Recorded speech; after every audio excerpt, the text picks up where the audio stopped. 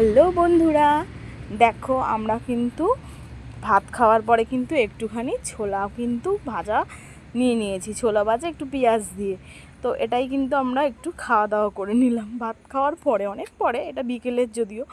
তো বিকেলবেলা একটুখানি কিছু না খেলে ভালো লাগছিল না, তো সেটাই কিন্তু আমরা খেলাম। তারপরে একটা ফল খেয়ে নিলাম, আপেল। তো ট্রেনে বসে আর কি করব, কাজ নেই, তো ওই ফল টল খেলাম। খাওয়ার পরে দেখো সন্ধে হয়ে গেছে, এখন কিন্তু বাজে 6টা। তো 6টার সময় পুরো অন্ধকার ঘুটঘুটে হয়ে গেছে। আমাদের ট্রেন কিন্তু তার মতন করে এগিয়েই যাচ্ছে আমাদেরকে সঙ্গে নিয়ে। তো খুব ভালো লাগছে, হাওয়া, এত হাওয়া লাগছে কি বলবো। তো রাতের ডিনারটা হয়ে যাচ্ছে, দেখো এই যে রুটি, আলু ভাজা, আর করে নিয়ে এসেছিলাম পায়েস। যেহেতু ছেলে একটু পায়েসটা খেতে ভালোবাসে, তা অল্প একটু কিন্তু ওর জন্য পায়েস নিয়ে এসেছিলাম, যদিও না খায় সেই জন্য। তো পায়েস নিয়ে এসে আমরা কিন্তু এটা রাতের ডিনার করিয়ে তারপরে ছেলের জামা প্যান্টটা চেঞ্জ করে দিলাম। যেহেতু ছেলেটা ওই অনেকটা টাইম একই জামা পরে আছে, তা ও জামাটা চেঞ্জ করে কিছুতেই ঘুমালো না, কালকে সারা দিন ট্রেনে ঘুমায়নি। তো দেখো খেলা করছে অন্য লোকের সিটে। তো আমরা কিন্তু এখন বাজে 12টা 50, আমরা কিন্তু চলে এসেছি লাতেহার। তো যেহেতু রাত্রির, সেহেতু কিন্তু আমি দেখাতে পারলাম না স্টেশনটা তোমাদের, যদি সকালের দিকে দেখিয়ে দেবো, ঠিক আছে। তো আমরা কিন্তু এই যে দেখো বিছনা করে কোয়ার্টার রুমে শুয়ে পড়েছি। আর কোয়ার্টার রুমটা একদম ফাঁকা ছিল, শুধু আমরাই ছিলাম। খুব সুন্দর রুম ছিল, পায়খানা বাথরুম দিয়ে দারুণ ছিল। তো আমাদের রাত্রিটা কিন্তু খুব ভালোই কেটেছে। তো দেখো এই মেয়ে দুটোর ছবি দুটো দেখে আমার ছেলে তাকিয়ে তাকিয়ে দেখছিল।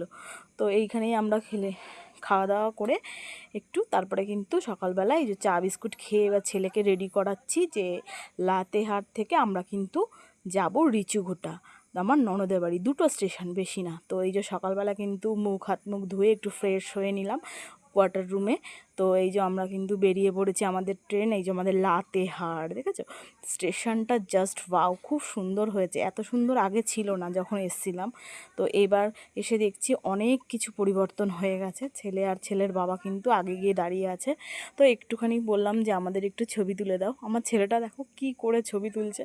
তো একটু পোজ করে করে ছবি তুলে তারপরে কিন্তু আমরা চলে যাব রিচুঘোটা।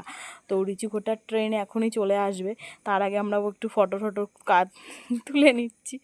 তো এই যে আমাদের ট্রেন কিন্তু চলে এসছে 7টা 10-এ, 7টা 4-এ আসার কথা ছিল, সে 6 মিনিট লেট করেছে। 7টা 10-এ কিন্তু আমাদের ট্রেন চলে এসেছে। তো টাটা বন্ধুরা, কেমন লাগলো তোমরা জানিও, ওকে। এই যে ট্রেনে এসে গেছে, আমরা কিন্তু আমাদের রুম ছেড়ে দিয়ে এই যে ট্রেনে উঠে গেছি। তো এই দেখো মালগাড়ি যাচ্ছে, কত সুন্দর, এখান থেকে সব সময় মালগাড়ি যায়। আর আমার ননদের বাড়ির সামনে দিয়ে সব সময় যায়। টাটা।